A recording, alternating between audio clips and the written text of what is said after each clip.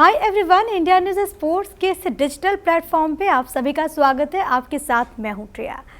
अपने इस digital platform पे हम आपको क्रिकेट जगत से जुड़ी हुई तमाम जानकारी, तमाम लेटेस्ट हैपनिंग देते हैं और आज इसी क्रम में बात होगी पीसीबी की, यानी कि पाकिस्तान क्रिकेट बोर्ड की बात होगी। देखिए, क्योंकि इस वक्त कोरोना काल चल रहा है, कोविड-19 का जो असर है वो खेल पर भी देखने को मिल रहा है और अलग अलग मुल्कों पर, या फिर यूँ कहें कि सभी मुल्कों के जो बोर्ड्स हैं, यानी कि जो क्रिकेट बोर्ड्स हैं, उन पर भी इसका असर देखने को मिल रहा है। पीसीबी की अगर बात कर ली जाए तो जो स्पॉन्सरशिप जो करार था ब्रेवरेज कंपनी से, वो करार खत्म हो चुका है। नेशनल टीम के लोगों के लिए दरअसल करार था, लेकिन वो अब खत्म हो चुका है। जाहिर तौर पर अब पीसीबी को ज़रूरत है कि वो किसी दूसरी कंपनी के साथ करार करे और ऐसे में एक ऑफ़र भी आया है एक बेवरेज कंपनी के द्वारा।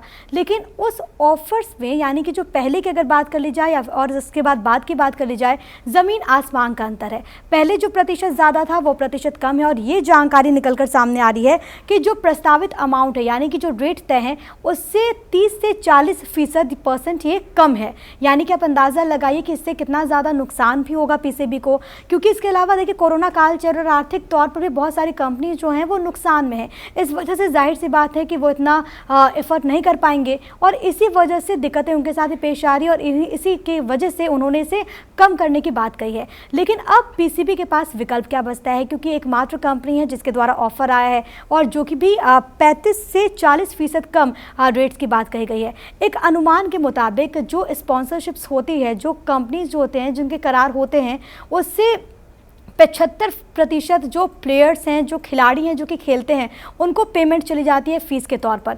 लेकिन अब जब ये पैसे ही कम मिलेंगे तो उसके बाद पीसीबी अब आगे क्या करेगी, अब उन प्लेयर्स को कैसे फ़ीस दिया जाएगा, ये भी अपने आप में सवाल उठता है। हालांकि देखना होगा कि आने वाले दिनों में क्या कुछ होता है, क्या इसका दूसरा विकल्प निकल कर सामने आता है। लेकिन अभी के लिए जाहिर तौर पर बहुत बड़ी परेशानी पीसीबी के सामने। इसके अलावा आपको ये भी जानना चाहिए कि जो वहाँ पर जो प्रोविंशियल टीम्स हैं, जो घरेलू जो लीग्स हैं, उसके लिए भी अभी तक स्पॉन्सर्स जो हैं वो नहीं मिल पाए हैं। कोरोना काल है, जाहिर तौर पर बहुत ज़्यादा स्थिति जो है इस वक्त बोर्ड की ख़राब है। ना केवल पीसीबी के बोर्ड की ख़राब है, बल्कि दूसरे देशों में भी यही हाल है। लेकिन यहाँ पर सवाल ये उठता है कि आखिर जो आर्थिक जो पैसे जो मिलते हैं इकॉनमी तौर पर, वो कैसे बढ़ेंगे आगे, और अब इसका दूसरा विकल्प क्या कुछ होता है। यहाँ पर आपको एक बार ये बता देते हैं कि इस बार जो शेड्यूल है वो क्या कुछ है, क्योंकि पाकिस्तान और इंग्लैंड के बीच मैचेस भी होने हैं। आपको इसके कार्यक्रम के बारे में ज़रा जानकारी दे दें। देखिए, 5 से 9 अगस्त के बीच first test Old Trafford Manchester में खेला जाना है। इसके अलावा 13 से 17 अगस्त में सेकंड टेस्ट एजल बाउल साउथहैम्पटन में खेला जाना है। 21 से 25 अगस्त की बात कर ली जाए तो पाकिस्तान और इंग्लैंड के बीच थर्ड टेस्ट जो होगा वो भी साउथहैम्पटन में एजस बाउल में होना है। इसके अलावा T20 सीरीज़ की बात कर ली जाए तो 28 अगस्त को ही खेला जाना है ओल्ड ट्रैफर्ड मैनचेस्टर में। 30 अगस्त को भी यहीं पर होना है, 1 सितंबर को भी यहीं पर होना है।